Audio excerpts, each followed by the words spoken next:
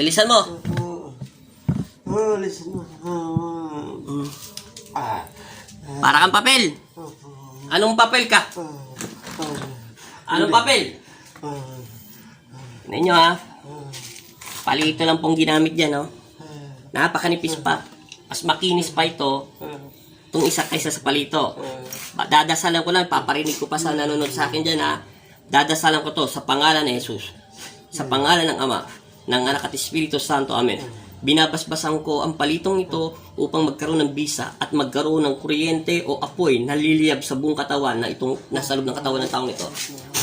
Amen. Tingnan nyo ha, sa pangalan ni Kristo. Amen. Sa pangalan ng Ama, ng Anak at Espiritu Santo. Amen. Ano ka talaga? Parang ang papel? Parang ano? Hindi ko po alam kung ano ako. Lumiliyap ka lang. Lumipad lang ako. Lumilipad lang daw siya. Para daw siyang sinampay. Kita nyo ha, nakadikit lang yung palito ha. Palito pa lang ginagamit ha. Hindi ko pa siya ginagamitan ng stick. Nakadikit lang yung palito ha. Sa pangalan ni Kristo. Magkaroon to ng bisa. Kalasin mo, lahat. Siya ay body spirit. Lumilipad lang daw siya para daw siyang papel. Matigas ang ulo nito eh. Tanggal. Kalasin mo lahat yan. Yung sampay niyan sinasabi mo. Matagal ka na sa loob ng katawan niya. Tagal na po, tagal na. Gaano katagal? 10 taon, 5 taon, 7 taon, 6 na taon, 1 taon, 6 na buwan, etc. Ilan? Matagal na po, matagal na. Saan mo siya nakita? Saan mo siya nakita? Sa Bicol, sa Bicol. Sa Bicol? Tingnan nyo ha, taga-saan ba kayo? Hindi, taga-saan kayo dito sa Maynila? Nagtatrabaho kami sa Bulacan. Nagtatrabaho sila sa Bulacan. Taga Bicol pa tong, sa Bicol pa tong ano, pero taga Bicol taga sila. Nagtatrabaho na sila. Patawarin nyo na po ako. Di ibig sabihin, kung body spirit ka, bakit alam mo na sasampayan ka? Ibig sabihin, palipad hangin to. May galit ka ba rito? Ano ba pangalan ng tatay mo? May galit ka ba kay Francisco? Hindi ko alam, nakita ko lang siya. Nakita ko siya, nakita ko naglalakad. Nakita niya lang naglalakad. Palito pa lang ang ginagamit ha. Wala akong ginagamit na mahika. Pakinggan nyo ha, sa pangalan ni Kristo. Masamang espiritu. Ikaw, saan ka ba niya taga nakita? Sa Bicol po ako, sa Bicol, sa Bicol po. Kalasin mo. Nakita mo lang siya. Ubusin mo. Ayoko na. Pahihirapan ko to kasi matigas ang ulo nito eh. Ayaw umalis sa loob ng katawan ng tao eh. Naninirahan. Ito ay body spirit. Sa Bicol pa lang daw siya, talagang doon na siya. Ngayon nagtatrabaho sila construction dito sa may Bulacan. Sige, pero nasa Pampanga kami ha. Tanggal, ubos. Palito lang ang ginagamit dyan ha. Hindi ko pa siya kinakabitan ng mga stick. Ito, sinukuhan sa body spirit. Ito, liliyap to sa tao. Yung cross, lahat, nandito na lahat. Wala akong kinabit kung hindi palito lang. Tanggal, ubos! Ubusin mo lahat. Pahirapan mo na kita dahil matigas ang ulo mo eh. Alis na ako. Hindi ka rin makakalis dyan. Wala yun ako. Ikaw, papel. Papel ka ba? Hindi ko alam. Para kang kaluluwang papel. Sabi ko nung pa siya naabangan. Ano bang ginagagalit mo rito kay Remittance? Tuwalya, maitim ako, maitim. Maitim daw siya, maitim na tuwalya. Ibig sabihin, ito yung mga body spirit na sinumpa ng Panginoon Kristo. Matigas ang ulo nito. Ito, matindi pa to sa mga makukulang pag-aari pa rin ng Panginoon Kristo. May puso pa rin sila at may pakiramdam. Pwedeng kausapin. Ito mga body spirit o mga ano na ito, demonic na to eh. Tingnan mo yung mga mata niya ni Kuya. Parang umiikot. Pero pinahinto muna ng Panginoon kasi baka hindi niya kayanin sa physical niya katawan kaya inalalayan ng anghel. Kailangan ko kalasin tong body spirit nito. Ayaw kasi umalis dito sa katawan ng tao ito. Layas! Pero bago ka lumayas, ubusin mo muna ha. Tanggal mo lahat. Tingnan mo ha, palito lang po ang ginamit ha. Sabihin nyo may camera tricks to ha. Sige, tanggal ha. Ano, mainit kuryente? Bibigyan kita ng init ng pag-ibig ng Panginoon Kristo. Pero kasing init ng araw to, magnetiko. Gisu sa sinag, ang mga banahaw na galing sa bundok. Painitin ito at bigyan ng liwanag ang puso niya. Sige, tanggal. Ubos! Una. Tanggal. Sige. Yan pa, wala na. Wala na. Babalik ka ba sa katawan niya? Hindi na. Pag bumalik Sige, anong gusto mong gawin ko? Pupugutan kita ng hininga sa loob ng katawan niya. Ipapakalagkad na kita sa mga anghel. Dahil ikaw ay demonyo eh. Naintindihan mo? Sige, tanggal. Okay. Kailan to aangat yung kamay niya? Angat na po ito. Sigurado? Maawa ka sa taong nito, naghanap buhay para sa pamilya niya, ha? Kung may kasalanan ito sa aking ama, ang aking ama pa rin ang may karapatan. Naintindihan mo? Pag-aari pa rin to ni Kristo dahil buhay to. Naintindihan mo? Ang kanyang kaluluwa ay sa aking ama. Walang iba. Kapayapaan ang dala ko. Hindi kasamaan at kasakiman at sa kapangyarihan. Gusto ko maging pantay-pantay. Ang pag-ibig ng Panginoon Kristo, kahit anuman nagawa mong kasalanan sa aking ama, ang aking ama pa rin ang magpapasya. Walang sino man ang huhusga sa isang tao. Naintindihan mo? At magsitigil kayo. Naintindihan nyo? Lahat ng ginagawa niyong mga kasalanan sa mundo ay papatong din yun sa iyo. At sa buong lahat sa sanlibutan. Naintindihan mo? Patawarin niyo na po. Okay, tanggal. Ubusin lahat yan. Wala na po. Huwag ka mag-ano dyan, pospor pa lang. Gagamitan kita na mas maliit pa sa palito pag hindi mo tinanggal yan. Wala na po. Patawarin niyo na. Iangat mo yung kamay niya. Ito po. Ayusin mo yung katawan lupa niya. Meron pa, alasin mo. Tanggal. Isagad mo yung katawan niya. Pag hindi mo sinagad, lahat, dalawang kamay, kalasin mo. Gusto mo talagang pahirapan kita. Hindi ako nagpapahirap kahit anong nilalang ka, kahit body spirit ka. Pero pag mga demonyo, wala kayong takot sa Panginoon Kristo, bibigyan ko kayo ng takot sa puso nyo para magsihintulan kayo. Tanggal. Isang kang papel na para kang tuwalya. Maitim na usok. Opo ka ng opo. Sige, talas, ubos. Ayaw ko nang babalik ka sa kanya. Naintindihan mo, body spirit? Naintindihan mo?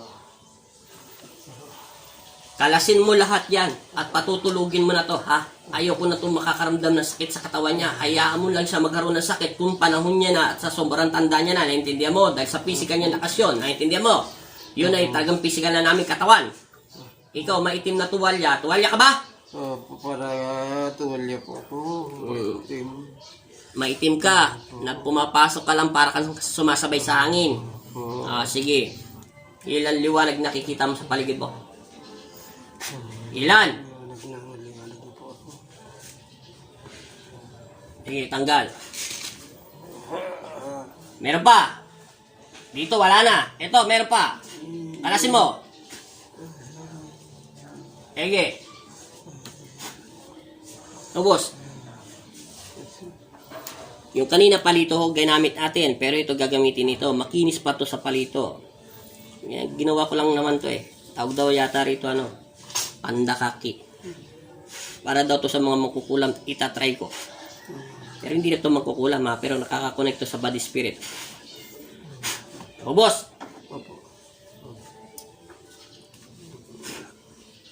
Bilisan mo. Meron pa, marami pa. Kalas ng kalas. Bilisan mo pagkalas. Lahat ng katawan niya. Nung wala na. Sigurado ka ha. Ayaw ko nang babalik ka rito. At papapunta kita kung saan ka man nang galing. Ha? Ubusin mo.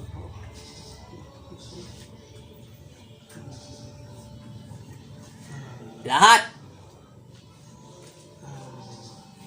Ayaw ko nang maingay ka ha. Susubukan natin itong dalawa. Ayaw ko nang babalik ka rito, ha? Kita mo, ang lamig-lamig ng kamay niya para siyang patay. Ha? Ayaw ko nang maingay ka, ha? Itahimik ng bibig mo. Sa pangalan ni Kristo, sa pangalan ng Ama, ng Anak at Espiritu Santo. Amen. Itahimik mo, ha? Sa pangalan ng Ama, ng Anak at Espiritu Santo. Amen. Sige. Para umalis ka na sa loob ng katawan niya. Tinatanggalan kita ng hininga. At inaalis kita sa loob ng katawan ng taong ito. Sa pangalan ng aking Ama. Sa pangalan ni Jesus. Sa pangalan ni Kristo. Masamang espiritu. Inuubusan kita ng hininga sa loob ng katawan lupa niya. Upang hindi ka na bumalik. Sa pangalan ng Ama. At ng Anak at Espiritu Santo.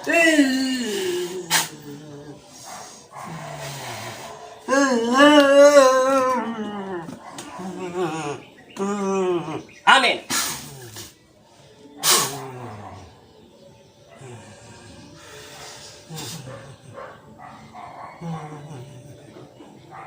Ano pangalan ng tatay mo? Francisco Lumiter. Francisco, gumising ka sa pangalan ni Kristo. Amen. Dilat mo ang iyong mga mata sa pangalan ng aking ama na si Kristo. Jesus Nazareno. Isingin niyo po ang kanyang kaluluwa at tinatawag ko sa loob ng katawan ng Espiritu niya ang kanyang katawan lupa at upang bumalik sa katawan lupa niya sa pangalan ng Ama, ng Anak at Espiritu Santo. Amen. Gising. Gising. O, saan ka pumunta? O, wala siyang alam. Wala po siyang alam. Anong pangalan mo kaya? Anong pangalan mo? Francisco. O, Francisco. Kita mo yung boses. Boses matipuno. Anong medal ni mo? Imingin ka sa akin. Huwag kang manon. Ano ang apelido nyo? De Los Santos. De Los Santos. Apelido nyo? Lumiter. O, hawakan mo yung tiyan mo. Lumambot, o. Kanina parang pader. Kulang na lang, bumabaluktot yung daliri ko sa ano mo. Hindi na masakit yung kamay mo. Hindi na. Hindi na. Anong pakiramdam nyo? Maganda. Mayroong tawag doon eh. May nakalaban ako sa buong Samar na ganyan. 21, kaya niya patayin ng isang tao sa isang linggo. Siya ang pinakapinuno. Nakalaban ko na yun eh. Sinakal niya ako dati at pinabitan niya ako ng ahas. Tapos tinusok niya lahat ng mga leg ko. Halos pumipilipit. Pero nakaramdam ako ng takot sa kanya kasi bagito pa lang ako yun. Ang mahika niya ganun kapangyarihan. Baka yung yung alagad pa ng mga nakalaban kong pinuno nilang namatay na, kinuha na ng Panginoon Kristo, ganun ang kakayahan nila eh. May nakalaban ako sa unang panahon yon, mga siguro 7 taon o 10 taon na nakakalipas. Pero yung pinuno nila, sumuko sa Panginoon, hindi ko siya inaway. Ang Panginoon Kristo na ang nagpakaramdam sa kanya, nagpakita. May tawag doon eh, nakalimutan ko na sa Samar yung mga ganun kasi taga Bicol sila, malapit lang yung Samar, tawid dagat lang yun eh. Isang oras. Mayroon yung mahika na ginagamit na parang kulambu yun, o parang mahika na parang kumot na maitim. Sumasaklob sa tao yun. Tapos binibigyan ka ng sakit, pinalalabo yung mga mata mo. Lahat ng mga sakit mo sa katawan, pag nagpa-check ka sa doktor, dumodoble ang sakit mo. Kunyari, kahit wala ka sakit sa puso, magkakaroon ka sakit sa puso. Yun. Tingnan mo yung katawan niya, puro kilabot, ang taas ng kilabot, Kita mo wala siyang alaala ha. Hindi niya daw sinabi yun. Kita mo, matipuno ang boses pero nagtataka ka. Iangat mo ulit yung kamay mo. Hilutin ko na yan. Di ba? Gumalaw, masakit. Hindi na daw masakit, ha? Na lang yan. Maraming salamat po, ha? Thank you. God bless. Tanong kita ulit. Kaya, anong pakiramdam mo ngayon? Maganda pakiramdam ko ngayon eh. Nakikita mo na kami, hindi na yun nalalaban mata mo. Pero ulitin ko ha, alam ko hindi mo sinabi yun, na ikaw ay isang tuwalya, papel na umaangat sa ere, na lumilipad na para kang hindi mo maintindihan. Yun, body spirit yun. Sinabi mo ba yun? Hindi. Ngayon, tanda mo sinabi sa'yo, magdasal ka lang, unang-una sa Panginoon. Siya lang pinakamabisang sandata natin. Hindi ako sinugo, hindi ka rin sinugo. Lahat tayo instrumento ng Panginoon Kristo, pantay-pantay pag-ibig. Tanda mo, kapayapaan ang dala ng Panginoon, ha? Bawal. Lahat sa 10 utos ng Diyos, huwag kang gagawa. Kasi mo tapat ka lang para bigyan ka ng swerte sa buong pamilya mo, para sa apo mo. Number 1, unang-una lang tayo sa Panginoon Kristo, magdarasal. Dahil siya lang ang Diyos natin at magpakailanman, ha?